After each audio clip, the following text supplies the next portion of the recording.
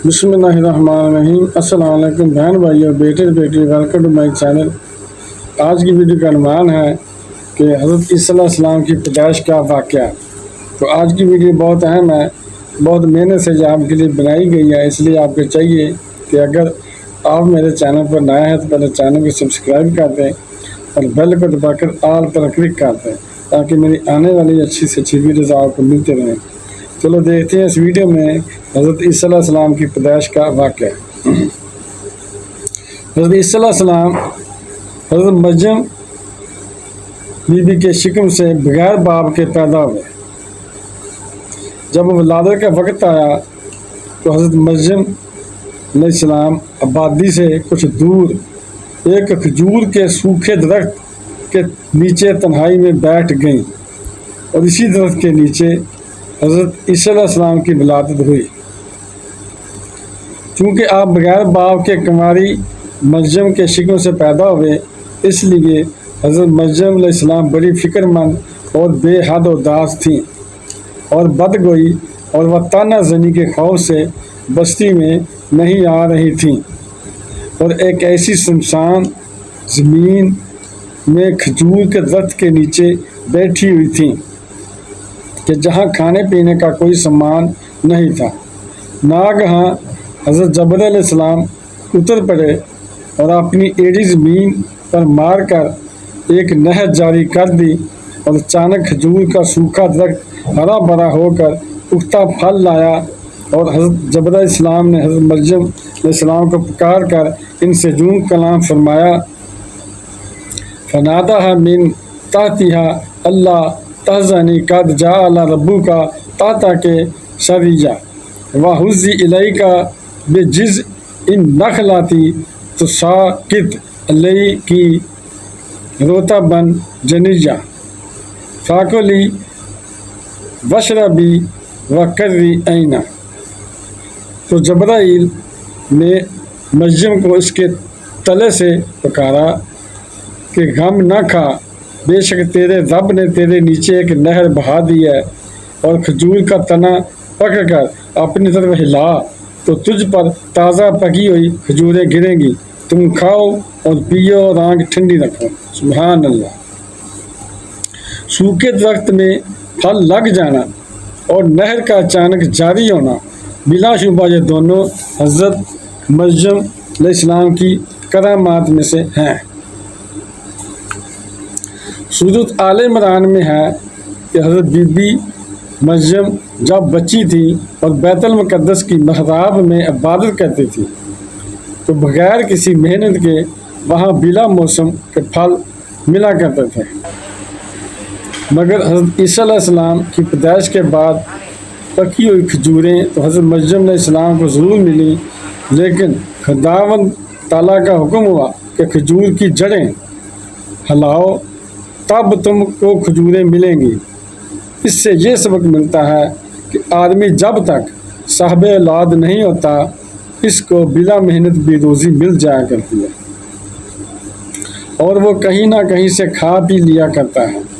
मगर जब आदमी साहिब औलाद हो जाए तो इस पर लाजम है कि मेहनत करके रोज़ी हासिल करे।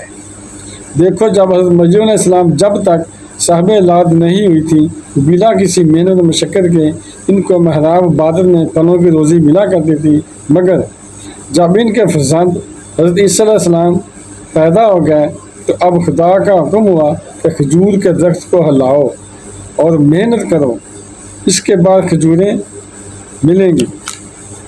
हज़रत ईसा अलैहिस्सलाम का पंगूड़े में कलाम करना। जब हज़रत मरियम अलैहिस्सलाम हज़रत ईसा अलैहिस्सलाम को गोद में लेकर बनी इसराइल की बस्ती में तशरीफ़ लाईं तो कौम ने आप पर बदकारी की तोहमत लगाई और लोगों ने कहना शुरू कर दिया कि ऐ मरियम, तूने ये बहुत बुरा काम किया, हालांकि तुम्हारे वालिद में कोई खराबी नहीं थी और तुम्हारी माँ भी बदकार नहीं थी, बगैर शोहर के तुम्हारा लड़का कैसे हो गया। जब कौम ने बहुत ज़्यादा तानाज़नी और बदगोई की तो हज़रत मरियम अलैहिस्सलाम खुद तो खामोश नहीं मगर इशारा किया कि इस बच्चे से तुम लोग सब कुछ पूछ लो। तो लोगों ने कहा, हम इस बच्चे से क्या और क्यों कर इस اور کس طرح گفتگو کریں، یہ تو ابھی بچہ ہے جو پالنے میں پڑا ہوا ہے۔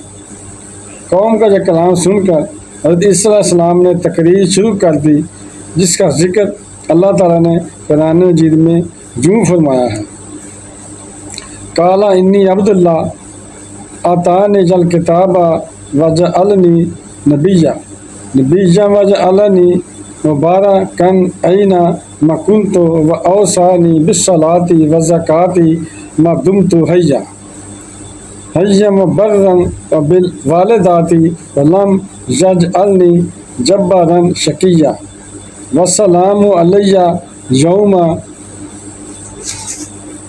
ولدت ویوم اموت ویوم ابعث حیا۔ حضرت عیسیٰ علیہ السلام نے کہا، میں اللہ کا بندہ ہوں، اس نے کتاب مجھے دی اور مجھے نبی اور برکت والا بنایا، جہاں بھی رہوں، اور مجھے نماز و زکوٰۃ کی تاکید فرمائی جب تک میں زندہ ہوں، اور مجھے میری ماں کے ساتھ اچھا سلوک کرنے والا بنایا، اور رہے سلامتی مجھ پر جس دن میں پیدا ہوا اور جس دن میں مروں اور جس دن میں زندہ اٹھایا جاؤں۔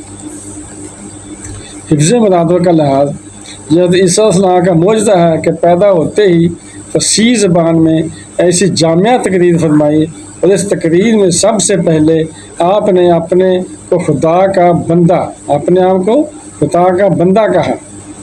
یہ جو عیسائی لوگ کہتے ہیں نا خداوند خداوند، وہ حضرت عیسیٰ علیہ السلام نے خود گواہی دی کہ میں اللہ کا بندہ ہوں، تاکہ کوئی انہیں خدا یا خدا کا بیٹا نہ کہہ سکے، کیونکہ لوگ آئندہ آپ پر تہمت لگانے والے تھے، اور یہ تہمت اللہ تعالیٰ پر لگتی ہے۔ اس لیے آپ کے منصب رسالت کا یہی تقاضا تھا کہ اپنی والدہ پر لگائی جانے والی تہمت کو دفع کرنے سے پہلے اس تہمت کو دفع کریں جو اللہ تعالیٰ پر لگائی جانے والی تھی، کہ اللہ تعالیٰ تو نہ بیوی رکھتا ہے، یہ بچہ کیسے ہو گیا۔ اللہ اکبر! سچ ہے کہ خداوند قدوس جس کو نبوت کے شرف سے نوازتا ہے، یقیناً اس کی ولادت نہایت ہی پاک اور طیب و طاہر ہوتی ہے، اور بچپن ہی سے اس میں نبوت کے اعلیٰ آثار ظاہر ہونے لگتے ہیں۔ سورۃ مریم کے رکوع میں اللہ تعالیٰ نے حضرت عیسیٰ علیہ السلام کا پورا ذکر میلاد شریف بیان فرمایا ہے۔ آخر میں اسلام کا ذکر ہے۔ اس سے معلوم ہوا کہ رسول اللہ صلی اللہ علیہ وسلم کا میلاد پڑھ کر آخر میں صلوات پڑھنا یہ اللہ تعالیٰ کی مقدس سنت ہے، اور یہی اہل سنت و جماعت کا مبارک عمل ہے۔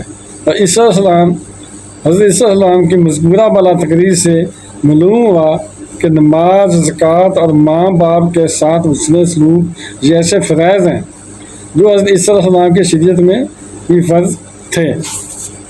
تو بہن بھائیو، بیٹے اور بیٹیوں، اگر آپ کو میری یہ ویڈیو پسند آئی ہے اور ابھی تک اگر آپ نے میرے چینل کو سبسکرائب نہیں کیا تو لازمی کر لیں، اور بیل کو دبا کر آل پر کلک کر دیں تاکہ میری آنے والی اچھی ویڈیوز آپ کو ملتی رہیں۔